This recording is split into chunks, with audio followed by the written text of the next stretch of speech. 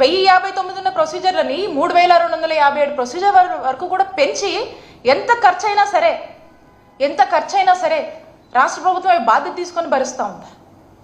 అలాంటిది ఈ రోజున ఆరోగ్యశ్రీ అని చెప్పేసి ఈరోజు పేషెంట్స్, ఈరోజు ప్రజలు నెట్వర్క్ హాస్పిటల్స్కి వెళ్తుంటే సీరియస్గా ఒక బోర్డు చూపించి, అమ్మ ఇక్కడ ఆల్రెడీ రాసి పెట్టాం కదా ఆరోగ్యశ్రీ ఇక్కడ లేదు, మాకు ప్రభుత్వం నుంచి రావాల్సినటువంటి బిల్లులు మాకు రాలేదు కాబట్టి మేము చూడటం లేదు, డబ్బులు ఇస్తే మేము చూస్తామని స్పష్టంగా ఈరోజు ప్రజల మొహానే చెప్పి పంపిస్తూ ఉన్నారు.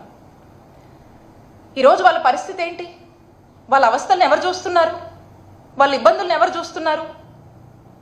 వాళ్ళ ప్రాణాలకి ఎవరు బాధ్యతగా ఉంటారు? ఆ బాధ్యత మనది కాదా? ప్రభుత్వంగా బాధ్యత మనది కాదా? ఎందుకు ఆ బాధ్యత నుంచి తప్పించుకుంటున్నారు? ఏమన్నంటే ప్రైవేటైజేషన్.